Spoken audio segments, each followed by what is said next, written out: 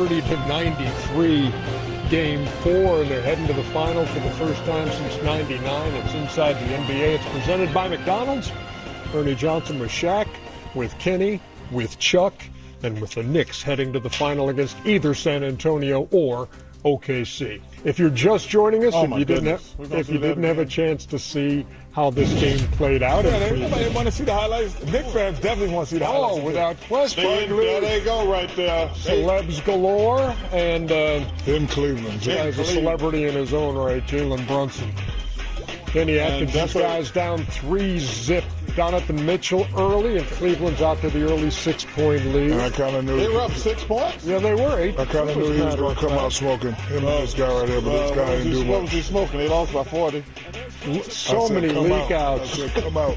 Oh my gosh! Come on, man. Ahead of the pack. You got to get back. Who's back on defense? Nobody. Come on, man. This is ridiculous, man. You can't get outrun. Oh, Kenny. Yes. Music, please. And he got fouled. We can't. No, we're not going to do that. This is a foul. This is a foul.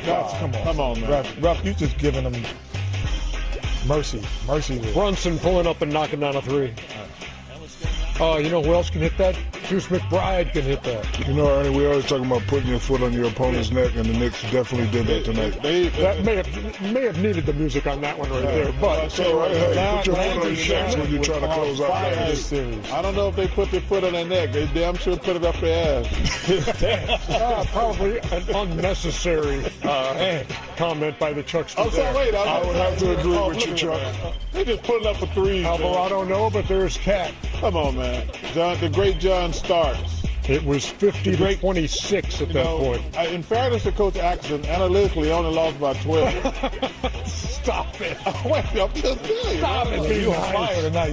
What is this, the Cleveland roast? No, brother. 68-49 at the half. You know how much time we get off now, Kenny? You know what? Come back to Hey, and Cleveland pulled within 16 in the third quarter. Yeah, that's never a good thing. We closed WSD, Ernie. I know. We got it down to 16, guys.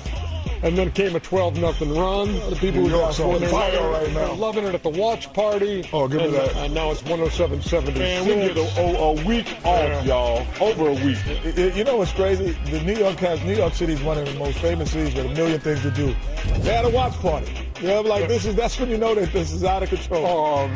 There you go, right there. Analytical East. Good job, pro football talk. That was funny right there. 103. 130 to 93. And if they had 103, they still would have won by 2. Double digits. 130 points are the most scored without a 20-point score in any game in NBA playoff history. That's great. Cavs are swept. Here's Kenny Atkins. Yeah, I'm disappointed. I mean, disappointed for the group. You know, listen, from a coaching standpoint, you know, normally you'd say, man, I wish we had, player-wise roster. I wish we had this. We didn't have this. I can't say that. You know, ownership and front office gifted us with a wonderful roster, talented roster. So I feel bad. I feel bad for the group. Because you want to fulfill, your expectations first of all. So, that's disappointing. I'll turn it positive though. We took a step. This is kind of how this works. You have to keep climbing. We are going in, obviously a positive direction. Fell short. There's no bigger motivator, right, to get to the next level. I think it was all season and development, how we got the sacrifice we're going to need to, make to get to the next level. But I'm proud of this group in terms of how they fought through adversity. 1-2 game sevens. We took a step. I think we took a step mentally, from a mental toughness point of view. So I'm going to kind of lean on that. And again, we all know there's another 2 steps really you got to take if that's the ultimate goal. There's obviously longest win streaks in a postseason. So the Knicks standing on 11. 17 Warriors won 15 in a row, and a good harbinger of things to come for the most part is winning an NBA title. We will see if that plays out for this 2026 version of the New York Knicks. And you talk about, look, they've had 3 opportunities to close out, each of them on the road, and they have gotten it done. No team has ever done that by at least 30 points in all of those closeouts. In fact, nobody had ever done it by 20 in 3 closeouts. And so that's impressive. Give the Knicks their flowers, man. That's impressive. On the road, even more impressive. You know, Ernie, can I mention? Coach Atkinson said that they took a step. Mm-hmm. They took a step in terms of what it looks like on paper, meaning they got to the conference finals where the last years they did not. However, they also took a step backwards because they also it showed what you're vulnerable to everyone else in the Eastern Conference. The way the Knicks beat them, they've shown how vulnerable they are. The one thing that the Cavaliers are going to have to do, it's not all about personnel. Yes, James will get older, and there's some other players that you have to think about, but they have to change their offensive strategy and philosophy. They have to include the 2 guys in the interior more and figure out a way to include them more, because when the game slows down, being a ball-dominant 6-second dribbler is not productive. And that's why the Knicks lost last year, because Brunson had to do the 6 seconds or more dribbling. And then this year they said, no, we're going to add people to our bench, and we're going to have more ball movement and more body movement, and we're going to be tougher to guard. So what happens today? You have the first time where you had, 130 points and no 20-point scorer. Yeah. Because you have spread the wealth. That is exactly what the Cleveland Cavaliers have to do if they want to move forward, because they took a step forward but they went a step backwards in terms of being vulnerable. We are waiting for Landry Shamet to join us to talk about this team that is going to the NBA Finals, and he is ready to go, we are told. So let's talk to Landry Shamet about the Knicks and their victory tonight, completing another sweep. And for Landry, look, 11 out of 12 from three-point range in this series, 92%. Nobody's ever shot a percentage like that in a playoff series, so congratulations on that. And on going to the NBA Finals, man. Tell me what's going through your mind right now.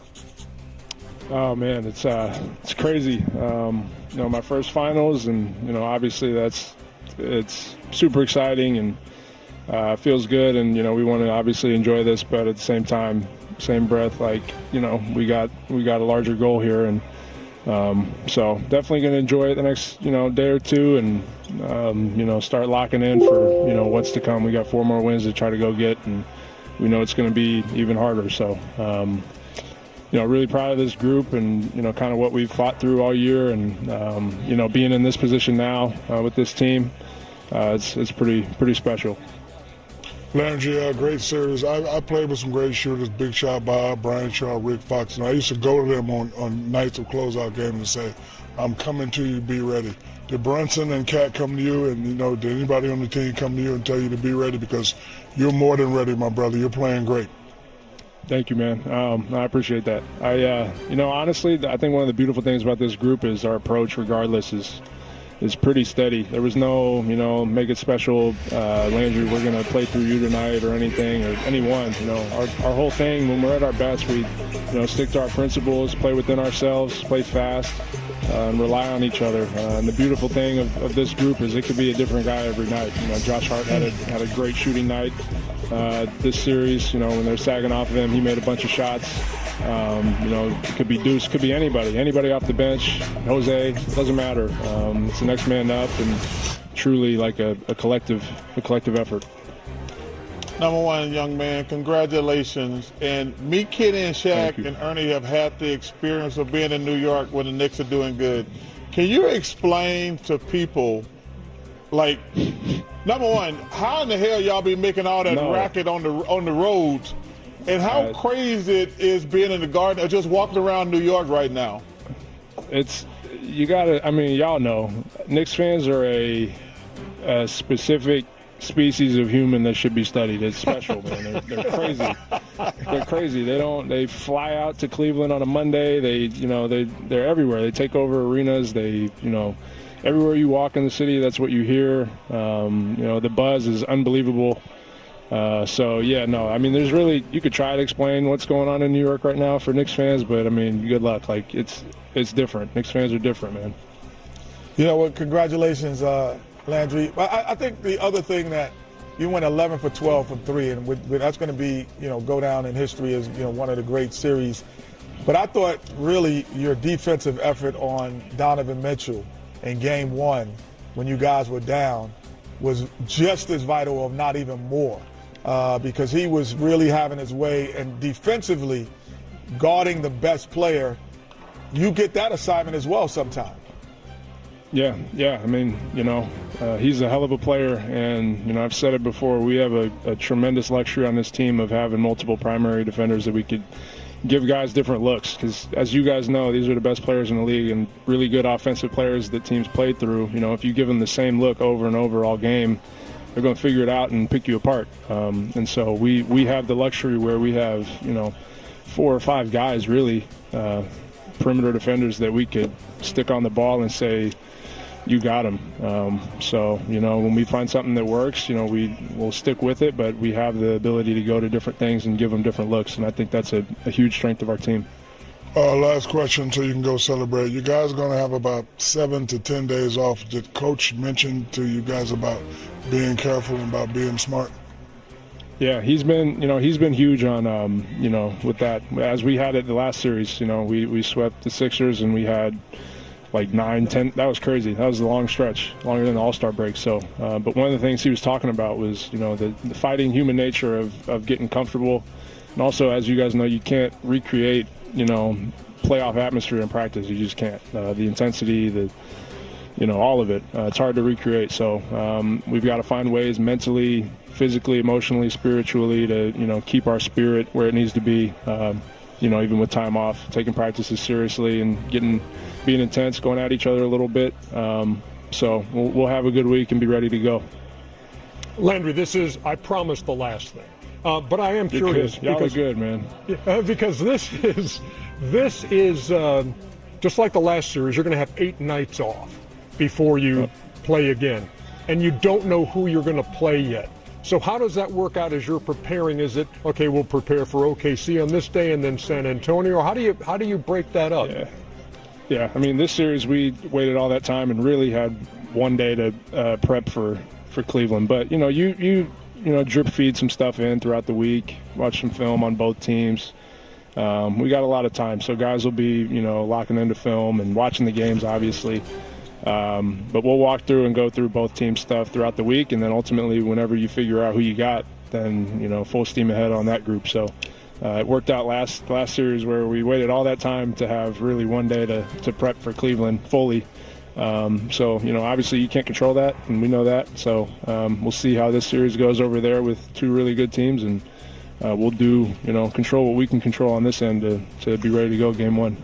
The man missed 1 3-pointer in 12 tries in the series. As I like to say, if you shook his hand right now, you get a 3rd-degree burn. Landry Shannon joining us here on Inside the NBA.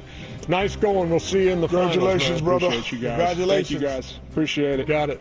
It's our pleasure. Great feeling, man. I was going to mess with him a little bit. What? I was going to say, hey, you want to make a prediction y'all going to sweep the finals? You know what, Ernie, like, and I Shaq and Chuck, the first time you made the finals, that when you win the West, for us who win in the West, being on teams that win the West and you on the East, that feeling of like, you're smiling. You see, I know that's that feeling. That feeling is indescribable. No, but hold on. It's a more dangerous feeling if you got 9 and 10 days, because we had 10 days off. So we had a parade at Disney. We was doing this. Yeah, it was 4 days off. Like it was. No wonder we got. Yeah. You had a parade. Yes. Y'all had a parade at Disney. Yeah. Oh no, y'all wild out. Y'all was wild out. Yeah, but no, that congratulations, feeling, parade, man. yeah. Like I started thinking about all the people that you're like, man, we put in a lot of work to get here, and all the people that helped you get there, and you start thinking about all your teammates that at least for us, we had at some point there was, other than Akeem, there was like, if that guy didn't play like this, we don't win. If that guy didn't play like that, we don't win. And so it was such a great feeling for that. Thunder won both meetings over the Knicks this year. In fact, the Knicks have lost 8 in a row at home against the Thunder. You know, And San Antonio was 1-1. I think those stats right there, they always said that regular season stuff is useless.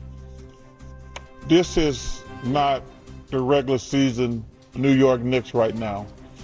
This team is just, they on fire right now. They're playing with tremendous confidence. They got something. Whoever they play in the finals is going to have their hands full. The